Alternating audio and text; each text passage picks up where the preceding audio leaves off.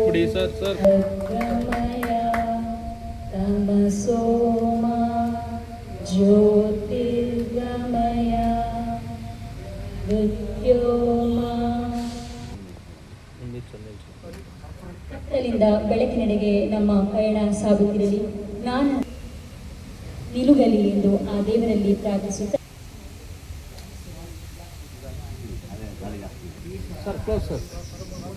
ಎಲ್ಲರೂ ಈ ಒಂದು ಸಮಾರಂಭವನ್ನು ನಡೆಸಿಕೊಳ್ಬೇಕು.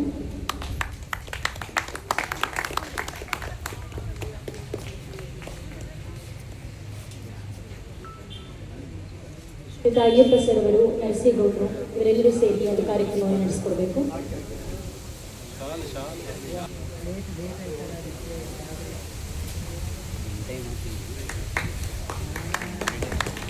ಎಲ್ಲ ಇಲ್ಲಿ ನೋಡಿ ಸರ್. ಸರ್ ಕರೆಕ್ಟ್ ಆಗಿದೆ. ಇಲ್ಲಿ ನೋಡಿ, ಇಲ್ಲಿ ನೋಡಿ ಸರ್ ಎಲ್ಲ.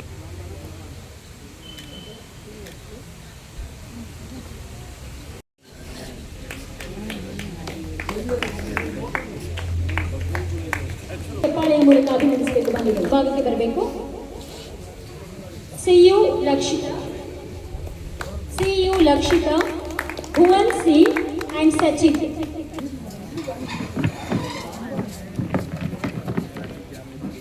Okay sir sir.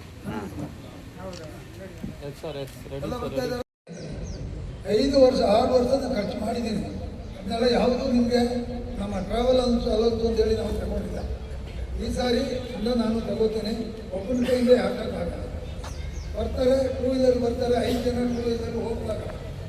ಅದರಿಂದ ನಾವು ಕಾರ್ ತಗೊಂಡು ಹೋಗಿ ಕರ್ಕೊಂಡು ಸುತ್ತಾಡ್ಕೊಂಡು ಬರ್ತಾ ಇದ್ದೀವಿ. ನಾವು ಊಟ ಮಾಡ್ತಾ ಇರೋದು ಕೂಡ ನಿಮ್ಗೆ ಆಗ್ತಾ ಇಲ್ಲ. ಒಬ್ಬರು 5 ಗಂಟೆಗೆ ಬನ್ನಿ ಅಂತಾರೆ, ನಾವು 1 ಗಂಟೆಗೆ ನಿಂತಿರ್ತೀವಿ. ಊಟ ಮಾಡಿದ್ರೆ 5 ಗಂಟೆವರೆಗೆ ಕಾಯೋಕ್ಕಾಗಲ್ಲ. ಅನ್ನ ಸಾಂಬಾರು ಏನೋ ಒಂದು ನಾವು ಊಟ ಮಾಡ್ಕೊಳ್ತೀವಿ. ನಾವು ಏನು ಮಾಡಬೇಕು ಅಂತ ಸ್ವಲ್ಪ ಹೆಚ್ಚು ಕಡಿಮೆ ಮಾಡಿ ನಾವು ಐಟಮ್ ತಗೊಂಡು ಹೋಗ್ಬೋದು. 3 ಜನ ಮೀಟಿಂಗ್ ಮಾಡೋಕ್ಕೂ 300 ರೂಪಾಯಿ ನಾವು ಚಾರ್ಜ್ ಕೊಡಬೇಕು. ಅದರಿಂದ ನೀವು ದಯವಿಟ್ಟು ಇನ್ನಾದರೂ ಈ ಮೆಸೇಜ್ ಆಗೋ ಮೆಸೇಜಿನ ನೀವು ರಿಸೀವ್ ಮಾಡಿದ್ದೀರಾ ಅಂತ ಹೇಳೋದಾದರೂ ನಮಗೆ ಗೊತ್ತಾಗಬೇಕಾದ್ರೆ ನೀವು ಕೈಗೆತ್ತಿ ಅಷ್ಟೊಂದು ಮಾಡಿ ದಯವಿಟ್ಟು ಪ್ರತಿಯೊಂದು ಕಾರ್ಯಕ್ಕೆ ಬನ್ನಿ.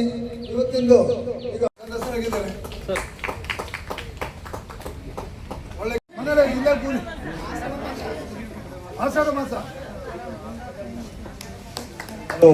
ಅದೇ ರೀತಿ ಸನ್ಮಾನ ಕಾರ್ಯ ಮಧ್ಯೆ ನಾನು ಬರ್ತಿದ್ದೆ. ಇವತ್ತಿನ ಕಾರ್ಯಕ್ರಮಕ್ಕೆ ನಾವು ಸಲಹೆ ನಿರೂಪಕಿಯಾಗಿ ನಮ್ಮ ಹಾಕಿದವರನ್ನು ಆಹ್ವಾನಿಸಿದ್ದೀವಿ. ಆದರೆ ಅವರು ಕಾರಣಾಂತರ sir sir sir wait sir sir. Okay, thank you.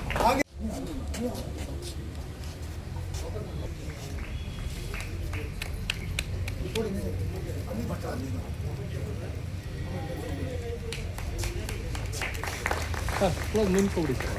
Sure bro, ಆ ಕಡೆ ಹೋಗಿ ಸರ್. ಸರ್ ಸರ್ ಇಲ್ಲಿ ನೋಡಿ ಸರ್. ಸರ್ 2 ವರ್ಷ ಈ ಸರಿ ಹೊಸ ಆಯ್ಕೆ ಆಗಿದ್ದಾರೆ ಸರ್. ಇಲ್ಲಿ ನೋಡಿ, ಇಲ್ಲಿ ನೋಡಿ ಸರ್.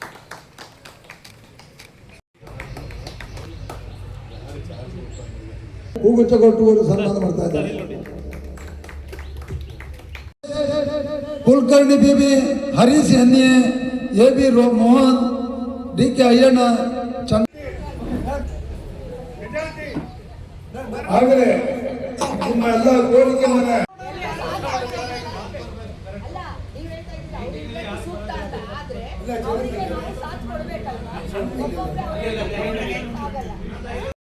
ನಮಸ್ಕಾರ. ನನ್ನ ಹೆಸರು ಹೌಲ್ದಾರ್ PK ಬಿದ್ದಪ್ಪ. ಆರ್ಮಿಯಲ್ಲಿ 18 ವರ್ಷ ಸರ್ವಿಸ್ ಮಾಡಿ ರಿಟೈರ್ಡ್ ಆಗಿ 28 ವರ್ಷ ಆಯಿತು. ನಾನು ಮೈಸೂರಿಗೆ ಬಂದು 23 ವರ್ಷ ಆಯಿತು.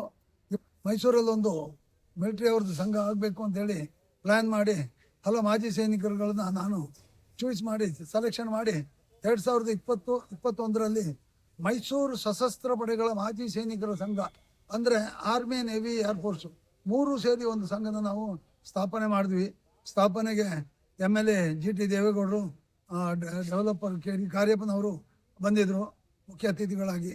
ಹಾಗೆ ಅವತ್ತಿನಿಂದ ಸಂಘದಲ್ಲಿ 10, 20, 50, 100 ಅಂತೇಳಿ ಈಗ ಸುಮಾರು 300 ಜನ ಮೆಂಬರ್ ಇದ್ದೀವಿ ನಾವು. ಮೈಸೂರಲ್ಲಿ ಸುಮಾರು 5 ಸಂಘಗಳಿವೆ. ವಿವಿಧ ಸಂಘಗಳು ವಿವಿಧ ಏರಿಯಾದಲ್ಲಿ. ನಮ್ಮ ಇದು ಇಡೀ ಮೈಸೂರು ಜಿಲ್ಲೆಗೆ ಅಂದರೆ 4 ತಾಲೂಕುಗಳಿವೆ. ಎಲ್ಲ ತಾಲೂಕೆಲ್ಲ ಸೇರಿಸಿ ನಾವು 380 ಜನ ನಾವು 280 ಜನ ನಾವು ಸಂಸ್ಥೆಯಲ್ಲಿ ಇದ್ದೀವಿ. ಈಗ ನಾವು ಸಂಘ ಸ್ಥಾಪನೆ ಆದಮೇಲೆ ಪ್ರತಿ ವರ್ಷ ಜುಲೈನಲ್ಲಿ 3ನೇ ವಾರದಲ್ಲಿ ನಾವು ನಮ್ಮ ಜನರಲ್ ಬಾಡಿಯನ್ನು ನಡೆಸ್ತಾ ಇದ್ದೀವಿ. ಆ ಜನರಲ್ ಬಾಡಿಗೆ ಅನೇಕ VIP ಅಂದರೆ MLA MP ಗಳು ಬರ್ತಾ ಇದ್ದಾರೆ. ನಮ್ಮ ಬೇಡಿಕೆ ಹಲವಾರು ಬೇಡಿಕೆಗಳಿತ್ತು. ಅದನ್ನೆಲ್ಲ MLA ಗಳಿಗೂ MP ಗಳಿಗೂ ನಾವು ಹೇಳಿದ್ದೀವಿ. ಆದರೆ ಯಾವುದೇ MLA MP ಗಳು ಬಗೆಹರಿಸಲಿಲ್ಲ. ನಮ್ಮಲ್ಲಿ ಸುಮಾರು 29 ವಿಡೋಗಳು ಅಂದರೆ ವೀರನಾರಿಯರು ವಿಡೋಗಳಿದ್ದಾರೆ. ಅವರು ಬದುಕಲಿಕ್ಕೆ ಸ್ವಲ್ಪ ಕಷ್ಟ, ಸಣ್ಣ ಪೆನ್ಷನು, ಮನೆ ಇಲ್ಲ, ಹೆಂಡತಿ ಮಕ್ಕಳು ಮರಿನ ಓದಿಸ್ಬೇಕು, ಮದುವೆ ಮುಂಚೆ. ಅದರಿಂದ ಅವ್ರಿಗೊಂದು ಹೊಲಿಗೆ ಯಂತ್ರ ಕೊಡಿ ಅಂತೇಳಿ ಹಲವು ಶಾಸಕರುಗಳನ್ನ ಗಣ್ಯರನ್ನ ಕೇಳಿದೆ, ಯಾರೂ ಕೊಡಲಿಲ್ಲ. ಲಾಸ್ಟ್ ಇಯರ್ ಮಾತ್ರ ಹರೀಶ್ ಗೌಡರು ಒಂದು 5 ಹೊಲಿಗೆ ಯಂತ್ರ ಕೊಟ್ಟರು. ಹಾಗೆ Lions club of Mysuru, Rotary club of north Mysuru, ಹಾಗೆ GT ದೇವೇಗೌಡರು, KD ಕಾರ್ಯಪ್ಪ ಅವರು, ಇವರೆಲ್ಲ ಸೇರಿ ಒಂದು 12 ಕೊಟ್ಟರು. ಈಗ ಟೋಟಲಿ 17 ವಿಧೇವರಿಗೆ, ವೀರನಾರಿಯರಿಗೆ ಹೊಲಿಗೆ ಯಂತ್ರ ಕೊಡಿಸಿದ್ದೀನಿ. ನಿವೇಶನಕ್ಕಾಗಿ ಮೊದಲು ಸುಮಾರು 5 ವರ್ಷದ ಹಿಂದೆಯೇ ಕಾಂಗ್ರೆಸ್ BJP ಸರ್ಕಾರ ನಿಮಗೆಲ್ಲ 5 ಎಕರೆ ಜಮೀನು ಕೊಡ್ತೀನಿ ಅಂತಿದೆ ಆಶ್ವಾಸನೆ ಕೊಟ್ಟು ಎಲ್ಲ ಅಪ್ಲಿಕೇಶನ್ ಹಾಕಿಸ್ತರು.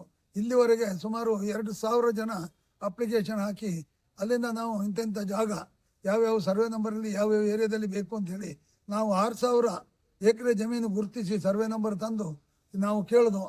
ಅದನ್ನ ಲಾಸ್ಟಿಗೆ ಬದಿಗೊತ್ತಿ ನಮಗೆ ಜಮೀನು ಇಲ್ಲ ಅಂತ ಹೇಳೋ ರಿಪ್ಲೈ ಬಂತು ಎಲ್ಲ ತಹಸೀಲ್ ಅವರಿಂದ.